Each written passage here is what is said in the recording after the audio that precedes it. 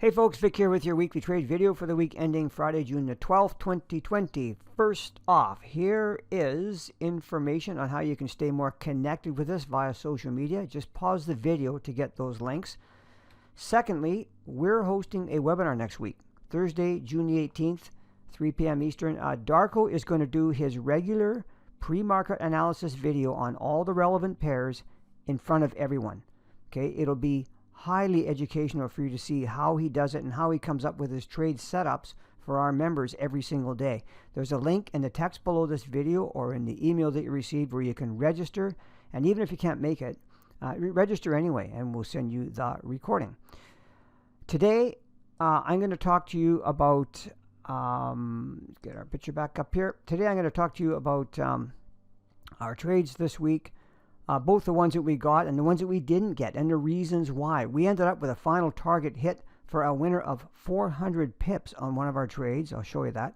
Several losses on others and break-evens on others, but that's not the whole story. We have some rules that caused us to miss some trades, and really good ones.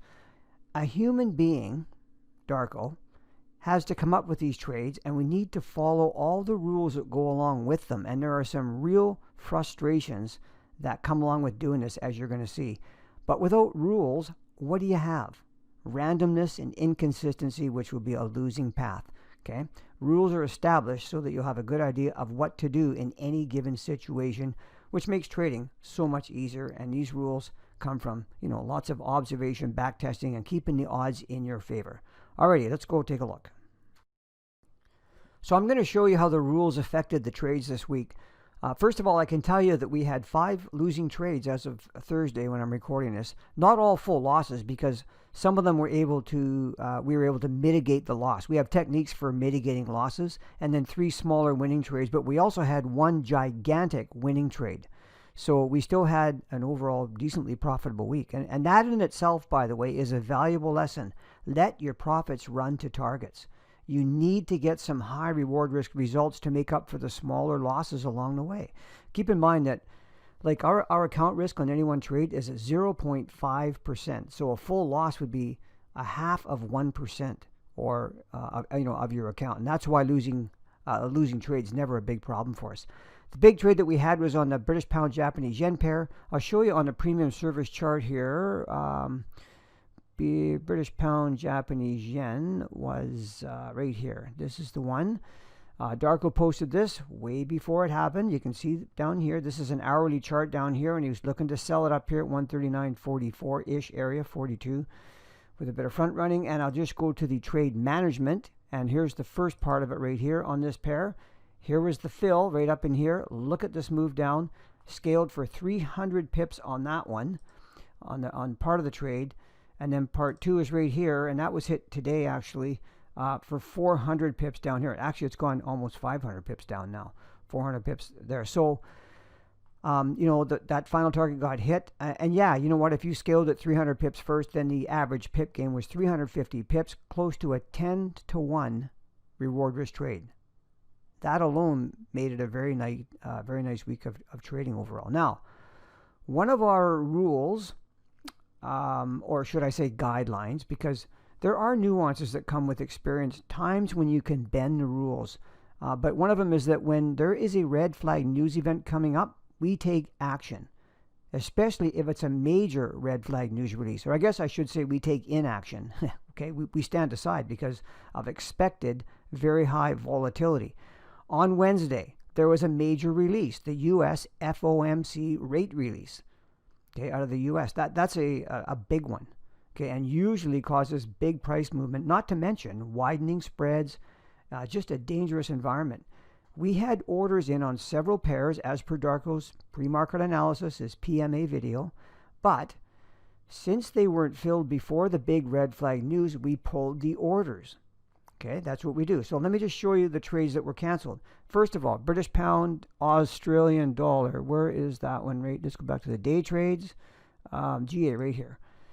What was he looking to do? Look at this. Look how far ahead this is posted. We're going, okay, buy it down here at 181.50 for further upside. Okay. That trade, 181.50. I'm going to show you a chart right now. I got it right here. This is where he was looking to buy. This got spiked into because of the red flag news.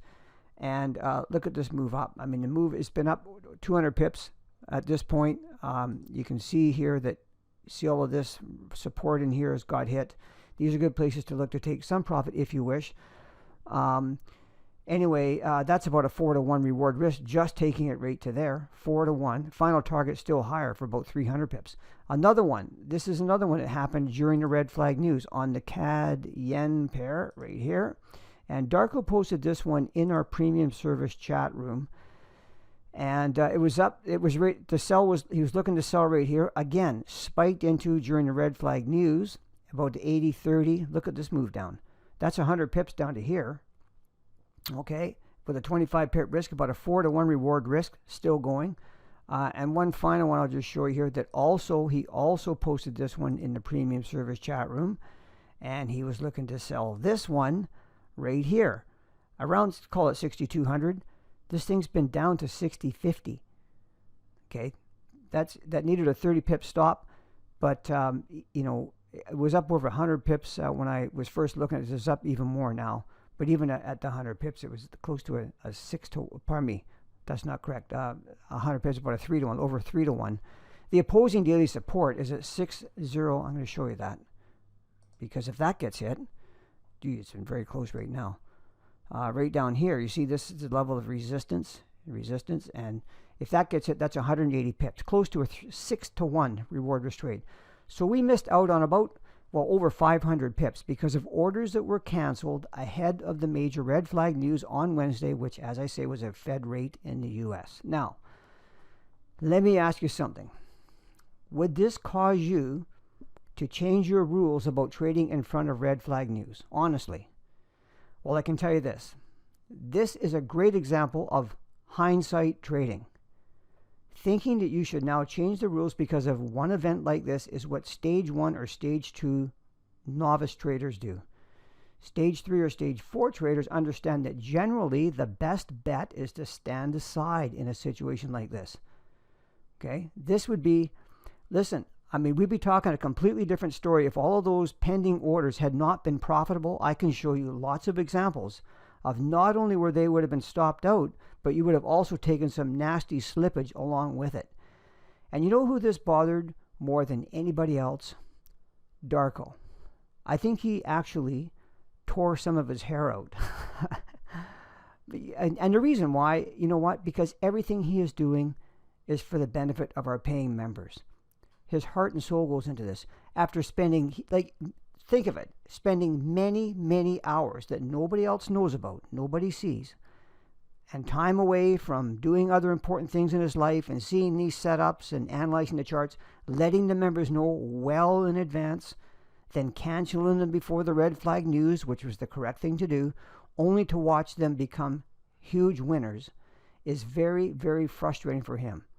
Okay, he's actually human with emotions like anybody else. And look, listen, this isn't going to affect anything he's doing in the future. He'll continue doing the same old analysis each day that has resulted in some incredibly good trading months in the past with hardly any losses.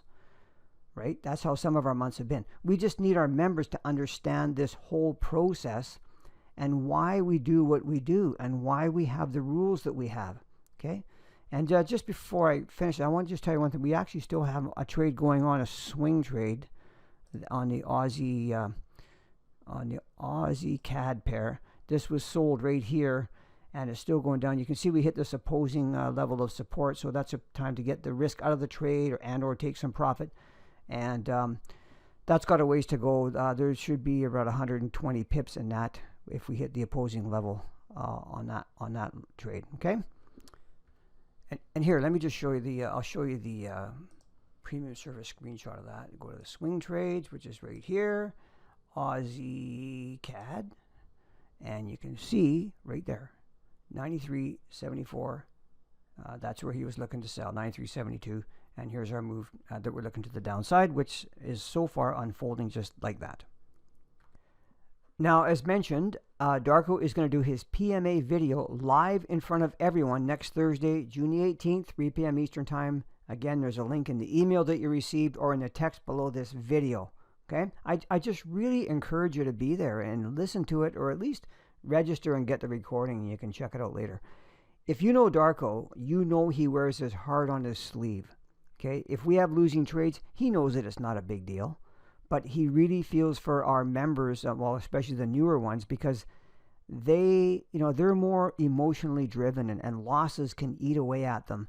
They're more susceptible to jumping ship when these kind of things happen. So attending that webinar next week and watching how Darko does his analysis will be a great learning experience. Okay. As always, we'd sure appreciate a thumbs up by clicking the like button if you liked this video. And be sure to subscribe to our channel, and when you do, click that little bell so that you'll be notified whenever we put out a new video. Thank you so much, everyone, for listening. Really appreciate it. Take care, have a great weekend, and hope to see you in the webinar next week.